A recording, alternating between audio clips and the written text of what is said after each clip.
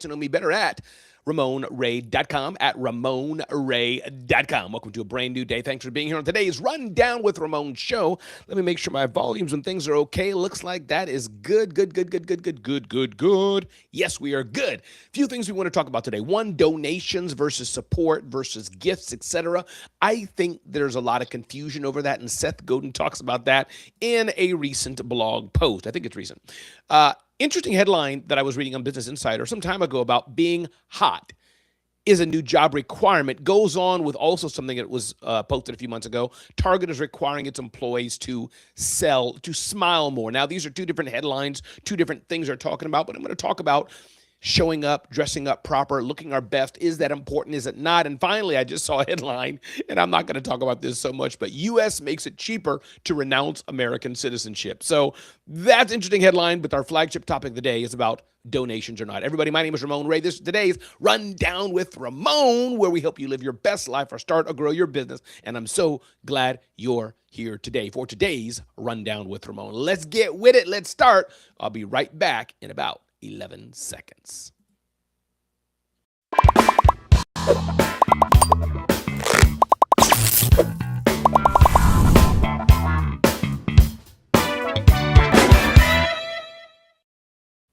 And we're back. So good day to you, Ayanna. I'm glad you're here. Whatever you're doing at this time of the day, Ayanna, again, I am honored and blessed that I get to entertain Ayanna on today's Rundown with Ramon. Welcome to a brand new day. Y'all check out what Ayanna's building at The Musical Web. The Musical Web. If you want to see the next Alicia Keys, or the kind of Alicia Keys twin, as it were. I hope that's a compliment, Ayanna. See Ayanna. And if you want to play piano or play piano better, you definitely want to see Ayanna of The Musical Web with 2B. So welcome to a brand new day. We'll dive into some of today's sub-headlines of the day. And I saw one thing that said, being hot is a new job requirement. This was written some months ago on Business Insider.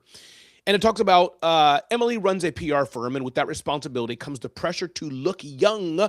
She tells me she's 44. She passes younger. She's tried Botox and filler and laser facials and hydrofacials and invests in expensive skincare products. She's on the Peloton. She does her workout and more.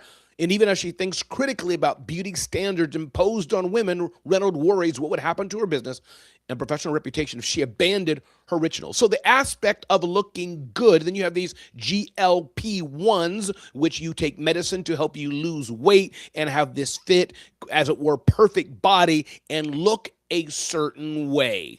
I don't really have too much more to say about it. It's more a discussion point. But do we have to kind of look pretty? Do we have to look good physically? Is that an asset? Is that something that's kind of something you got to do? If you have extra weight, is that a negativity for you, for your job, for your clients, for your customers? I don't know, but I do think, sadly, there is this beauty tax, or what do they call it? Pretty tax. I do think studies show that the pretty people, the fit people, the quote unquote good looking people get more deals, get better deals. That's what I've heard, get hired more, and et cetera. In the same way that many studies have said, sadly, that in the U.S. culture, those who have European sounding, or let's call it white sounding names, are hired more, hired better than names of Hakeem or, Malika or whatever it may be, or Elijah Wan, or, whatever it may be. So I don't know. And I'm mixing a few things here, but I thought the headline was interesting about, what's up, Greg? How we show up. Does it matter? And again, I'm talking about weight and being pretty and the Botox and the smile and the makeup and all these things that many of us wear. But more so, I guess the secondary point was how we show up like this shirt that I'm wearing. Is this okay, or should I have put a tie on? And I know I'm not going to wear a tie for my podcast, but you get the principle I'm trying to make. And there's various scales of this, showing up to look our best and clean and brushing our teeth and doing our hair, versus should we go the other role, and will it help our businesses if we look healthy? Is this what humans want and do we veer to? And I think in some way, for good or for bad, yes. Yeah, how put together are you may impact your sales. But now, am I saying that we should take medicine to be healthy? I don't know. I would hope we don't have to be. There's a lot of pushback on these things called GLP-1. I believe they work, but some people are saying it can be some things that are not so good for us. So Don't know where that came from today, but the Rundown with Ramon is an eclectic mix of things to help us build a better business or just build a better life. And I think us talking about this and me saying this was the headline of Business Insider. And again, that headline came forth was, let me remind us what that headline was, is being hot is now a job requirement. In the age of Ozempic and micro lifts, the pretty privilege gap is growing. And I think there's something to be said that how we look, our physical appearance, how we sound, do we sound articulate, how we dress, how we show up, our shoes shined, does that play a role in what we're doing? Greg, what are you seeing in your life? Does that play a role in what you do, Greg? Does that play a role in who you hire? Alexandra, does that play a role in how you show up? Does it play a role in how you live your life, who you work with as well? Both sides. Ayanna, what does that work for you? Does that show up in how you show up and present yourself and or who you choose? I know for me, for good or for bad, it does in some way, and maybe part of it's not bad. Do I shave on a regular basis? I like a clean shaven look for me. I cut my hair. I like a clean shaven for my brand. Others, if guys have longer hair, maybe you do it this way or that way, right? I make sure I'm, prim and proper. At times, do I wear a nice clean white shirt and a nice jacket? Are my hands lotioned, right? So I do that. Is that bad, or is that just showing up proper now versus I'm hiring somebody? Is it wrong if I look at somebody who wants to be hired by me and they look a little schlubby, that maybe I don't hire them as quick, or I kind of put them in a different no box than somebody who shows up proper? Is that bad, right? Now you have things we're born with, things we can't help, how we show up.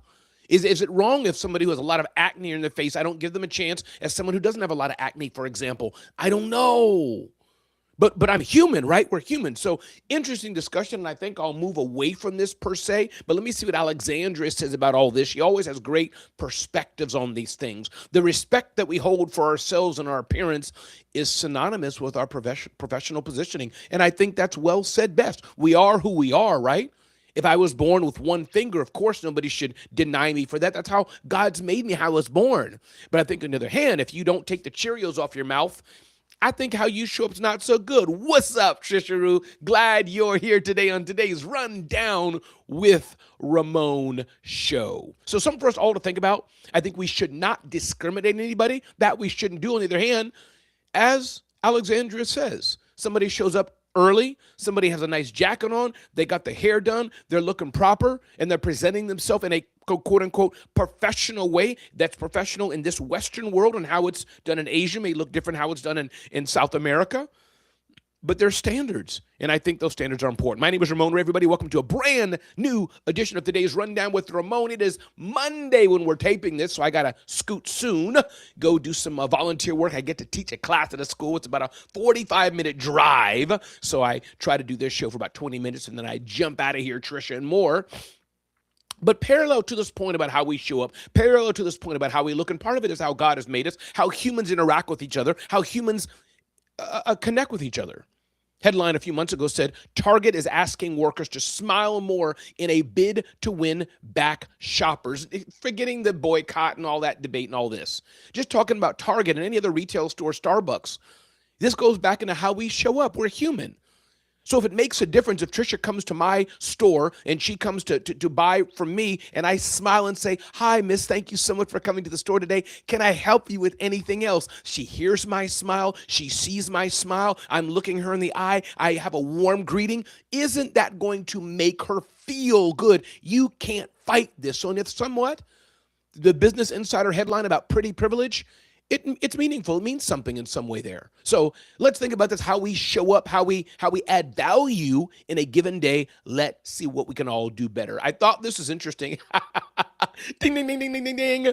U.S. is making it cheaper to renounce American citizenship. I didn't even know it costs money to renounce your citizenship, but I guess it costs money for them to fill out the paperwork so you show that you're not a U.S. citizen, I guess. If those who really don't want to be Americans, you can renounce your citizenship. It's now going to be $450 to do that, no longer $2,350. So, hey, those of you who don't want to be Americans, you can renounce your citizenship for cheaper. Go figure. What is the business lesson learned? Make it easy and easier for your customers to leave you if they no longer want to be your customer. Everybody, my name is Ramon Ray. This is The Rundown with Ramon. Remember, this episode is brought to you by Bitdefender. I encourage you right now, I use Bitdefender to protect my systems. I use Bitdefender to protect my computer, my tablets, my phones, and my team. Go to bitdefender.com/Ramon, bitdefender.com/Ramon, and make sure your business, make sure your network, make sure your computers and more is protected with Bitdefender, just like I do. Bitdefender.com/Ramon Ray. Malware is a real thing. Cyber criminals want to hack you, attack you, want to do phishing scams on you, want you to click so they can hose your computer, want you to click so they can lock your computer up and have ransomware installed on it, so you have to pay them to just get access to your computer. Make sure you have software installed that can help you add another layer of security on your computer, in addition to you having complex passwords, you having two-factor authentication, and so much more. Everybody, welcome to a brand new day. Many of you are saying, Ramon, I want to work with you. Ramon, can you help me grow my business? Well, yeah, Ramon can, and the best way to get to know how to work with Ramon is RamonOfficeHours.com, RamonOfficeHours.com. Check out a brand new mentorship and coaching program. We meet on a regular basis. You get to be in a private community, and you get 1 month free. 1 month free to check it out and see if it's for you. RamonOfficeHours.com, RamonOfficeHours.com. You definitely want to check that out. Let's move to our flagship topic of the day today, where I'm talking about the difference between sponsorship, donations, support, and etc. And oftentimes we confuse the two. I'm running a business selling pens, and I'm selling it by saying, hey, Alexandra, I'd love for you to support me, Alexandra. Can you buy my pen? I get it. Wrong language to use. Wrong language. I don't want Alexandria's support buying my pen. There's a time and place for that, sure, but that's not what I want her support. I want her to buy the pen because she needs a pen and thinks that I have a great solution for her. Maybe she does like me and my brand, maybe, and that tilts her to buying it, but I don't want her support for buying my pen. I want a freaking sale. That's the difference, and I want you to understand this. In business, we have a product or service. Somebody has a need, and we want them to buy it from us because we can solve their problem. Now, hopefully they like us. Hopefully they like our brand. Hopefully we've added value. Hopefully maybe they feel obligated to buy it from us. Maybe whatever the reason may be. But I don't want you to think this is a donation. This is support. This is a sale. This is a sale. For those of you who have nonprofits, I understand the aspect of wanting support. I understand the aspect of us wanting to have a donation, but I want to read something that Seth Godin talked about in one of his recent blog posts. And you can look at that, go to sethgodin.com or seths.blog, and look up confused about donations. Here's what Seth Godin says. A suite at the New York Knicks game cost $30,000. Is that a donation to the team? No, you're purchasing something. But then he asked, why do we differentiate between the money spent on a Super Bowl ticket and the check we write for a worthy cause? Does calling it a donation make it more valuable or less valuable to us? Seth Godin says fundraisers can fall into the trap of believing that they're asking for a favor or begging for a donation. But human beings, like all creatures, exchange time, exchange money, exchange risk in return for something. When the exchange is insufficient to cause action, we don't do it. The anonymous donor gets something priceless, memorable, or worthwhile, peace of mind.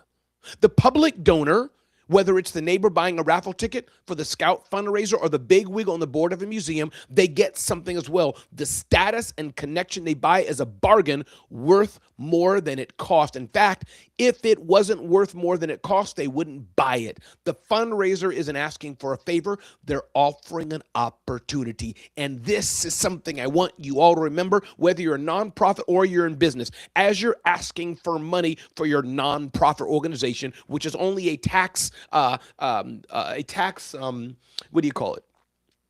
designation by the IRS. That's the difference.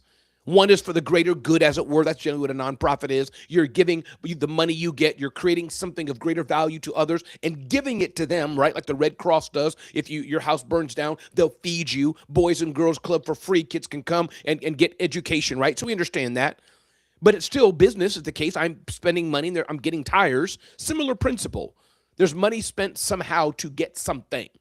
So for the nonprofit organization, stop, can you support me? Stop begging people to donate to you.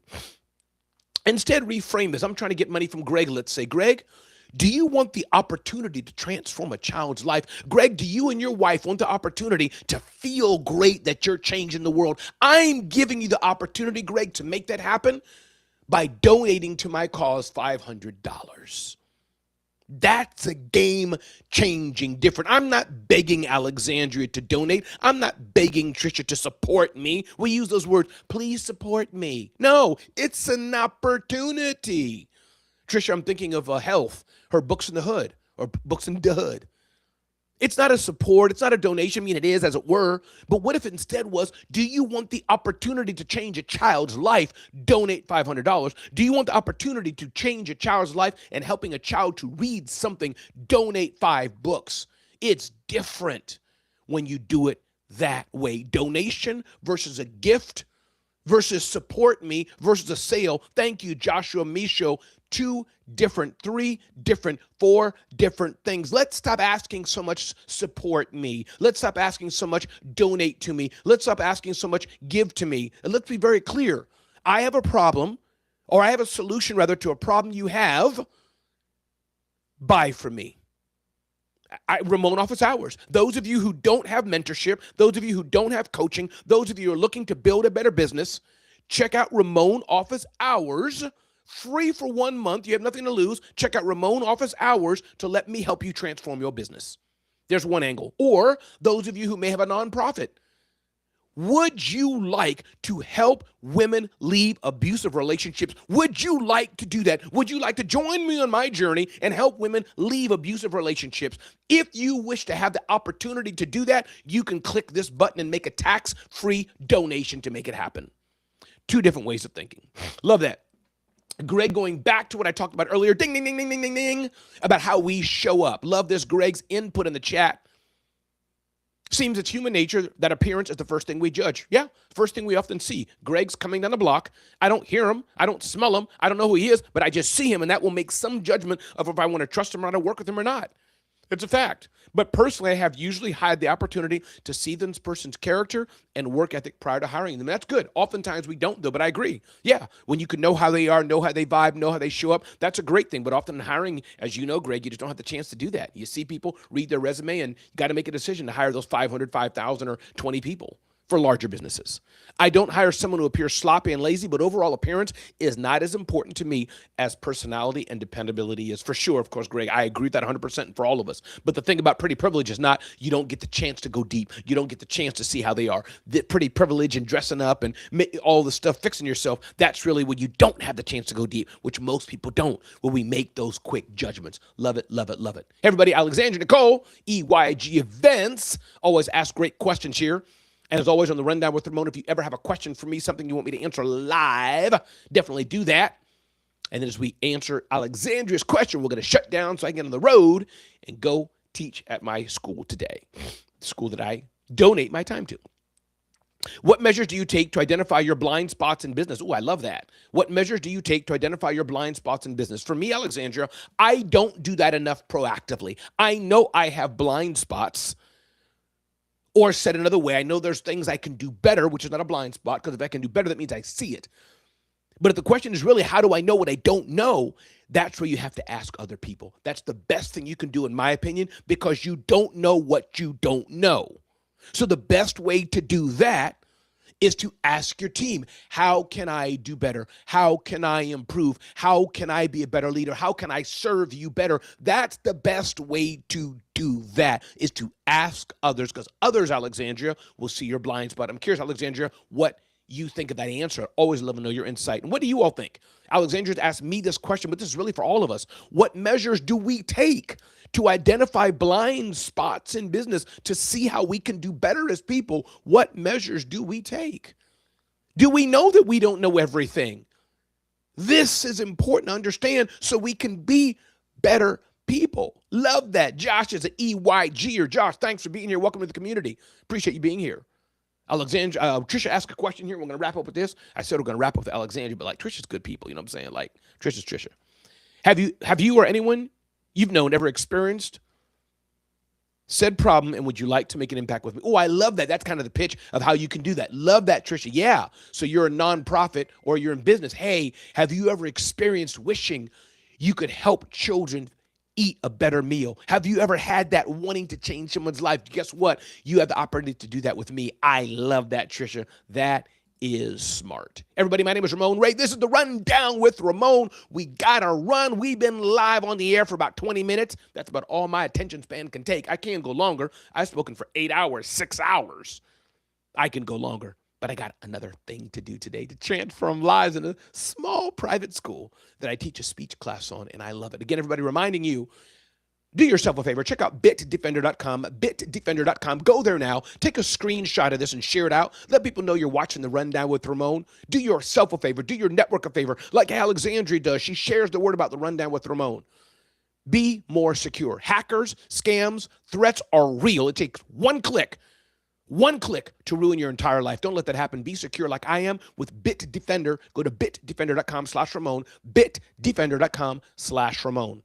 And I encourage you, those who want to work with me, reminder, you can go to Remote Office Hours to get insights from me on a regular basis, a private community we have for me to mentor you, coach you to build your business better. Check that out at RamonOfficeHours.com. Everybody, be blessed, be well, and have a great day. And maybe you guys will join me at my next Genius Talks coming up in the next few weeks. GeniusTalksEvents.com, GeniusTalksEvents.com. Later.